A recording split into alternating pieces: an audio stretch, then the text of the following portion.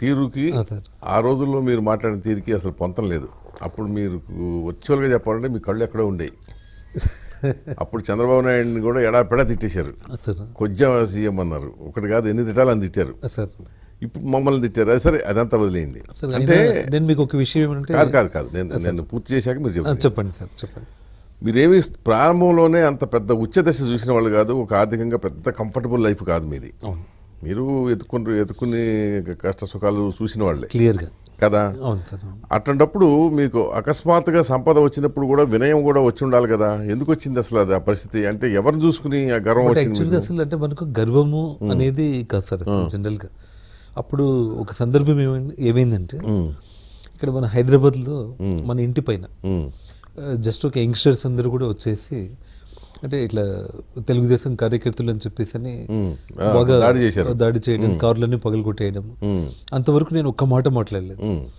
సహజంగా ఏమైపోయిందనంటే ఒక మీడియా ముందు కానీ ఒక చిన్న పెద్ద అనేటువంటి ఒక విషయంలో వెనక్కి పంపించాలని ప్రయత్నం చేస్తావు చంద్రబాబు. నువ్వు ద్రోహివి, నువ్వు హంతకుడివి అని చెప్పి నేను చెప్పాను. నీకు ఏమాత్రం నిజాయితీ ఉంటే నువ్వు కాదు అని చెప్పి నువ్వు నిరూపించుకోవాలి. సిగ్గు లేకుండా ఇవాళ హైదరాబాద్ లో నా ఇంటి పైన రాళ్ళు లేపిస్తున్నావు అంటే నువ్వు నిజంగా చెప్తున్నాను చంద్రబాబు నాయుడిని కొజ్జా నెంబర్ 1 అని చెప్పి చెప్తున్నాను ఈ రాష్ట్రంలో. అసలు రాష్ట్ర ప్రజలందరూ కూడా నీకు మతి భ్రమించింది అనుకుంటున్నారు. నిజంగా చెప్తున్నాను బాబు చాలే. ఓకే. సో అంటే ఆ ఒక సందర్భం కూడా మీకు ఏమైంది అంటే జస్ట్ అదే రాళ్ళేశారు. నార్మల్గా మనకి ఇప్పుడు హైదరాబాద్లో ఇప్పుడు మనం ఉన్నప్పుడు ఒక ఇంటి పైన రాళ్ళు ఇవన్నీ వేసినప్పుడు ఎమోషనల్గా అంటే మీరు అదే చెప్తుంటారు. అప్పటికి ఆయన సీఎంగా ఉన్నాడు కదా. లేడు చీఫ్ మినిస్టర్గా లేడు రాజశేఖర రెడ్డి సీఎం. అవునవును సార్. సో నేను అక్కడ ఎమోషనల్గా ఇప్పటికీ నేను తలుచుకుంటూ ఉంటాను. అంటే ఒక మెచ్యూరిటీ లెవెల్స్ అనేది అంటే సహజంగా ఇప్పుడు మన ఇంటి పశ్చాత్తాపడుతున్నారా? ఖచ్చితంగా అసలు. ఎందుకంటే ఇప్పటికీ ఒక మెచ్యూరిటీ లెవెల్స్ అనేది ఒక మనిషికి అంటే ఇప్పుడు మనం ప్రతి ఒక్క విషయాన్ని మనం ఆలోచన చేసినప్పుడు సో నేను ఈ విధంగా మాట్లాడుకుంటూ ఉండుంటే ఒక మనిషిని చాలా బాగుండేది. ఎందుకంటే ఒకవేళ వాళ్ళు నాకు సంబంధించిన విషయాల్లో వాళ్ళు ఏదైనా నేను తప్పు చేస్తాను అని వాళ్ళు ఎక్స్ప్రెస్ చేస్తే దానికి సమాధానం నేను చెప్పుంటే బాగుండేది. కానీ ఒక లాంగ్వేజ్ అనేదాన్ని పూర్తి ఒక లిమిట్స్ నోరు జాగ్రత్త తీసుకోలేదు నీతి కథల్లో చెప్తూ ఉంటారు అసలు మనకు. సో ఆ క్షణం అంతే, ఆ క్షణంలో అది జరగకుండా ఉండాల్సి ఉండింది. అదే సార్. అంటే నాకు ఇప్పుడు అర్థమైన దాని ప్రకారం మీరు చెప్పిన దాని ప్రకారం సార్ ఒక మానసికంగా పరివర్తన మెచ్యూరిటీ వచ్చే దశలో మీకు డబ్బు వచ్చి పడిపోయింది. Exactly sir. ఆ వయసుకి అంతే. ఎందుకంటే 30 ఏళ్ళ తర్వాత కాస్త మనం మెల్లిగా ఒక మెచ్యూరిటీ డెవలప్ అవుతూ ఉంటుంది మనుషులకి. అంతే. కరెక్ట్గా ఆ టైంలో మీకు కోట్లు వచ్చి పడిపోయింది. అసలు ఏం చేసుకోవాలో తెలియని పరిస్థితి. బట్ లెక్కలేనితనం వచ్చింది. లెక్కలేనితనము అనేదానికంటే కూడా నాది సహజంగానే అంటే జస్ట్ మనల్ని ఎందుకు ఇంతగా టార్గెట్ చేస్తారు ఈ విధంగా అయిపోతూ ఉంది. సో జస్ట్ నాకు అనిపించింది ఒక అటాక్ అంటే ఎవరు చేసింది అనుకోండి, యంగ్స్టర్స్ కూడా ఆయన పైన అభిమానంతో అటాక్ చేసి ఉండొచ్చు. కానీ నేను కూడా మాట్లాడేటప్పుడు ఇది కరెక్ట్ కాదు, ఇది మీరు లీగల్గా ఫైట్ చేయండి నా పైన, ఈ విధంగా కరెక్ట్ కాదు అని చెప్పి నేను చెప్పుంటే బాగుండేది.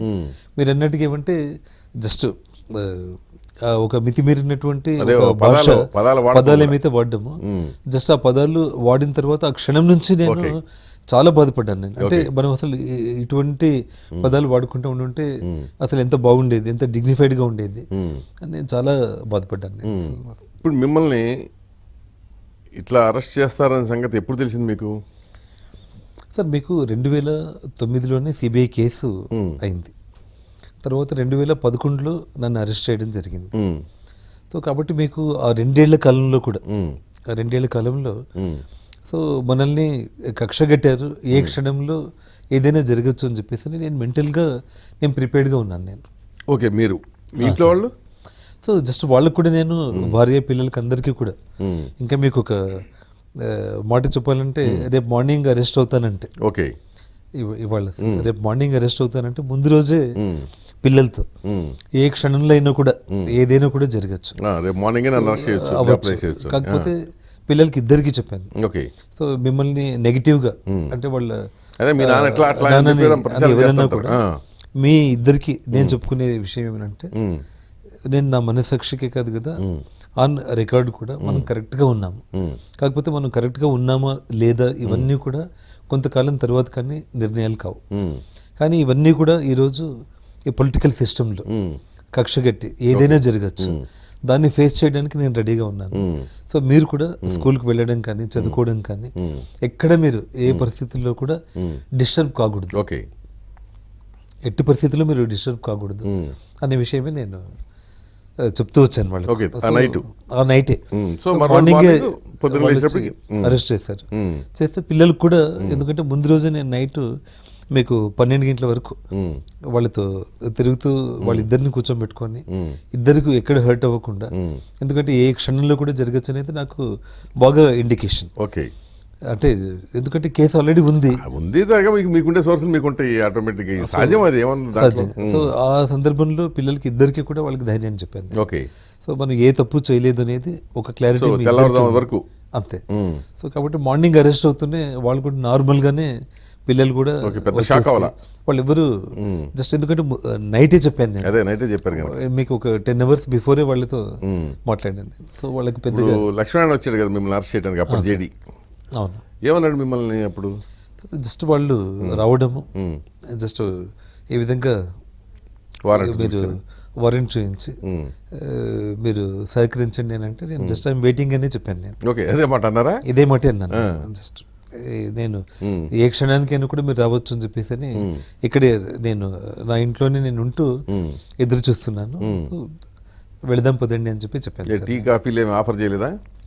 అంటే టీ కాఫీలు ఆఫర్ చేసేటువంటి మూడు కాదా?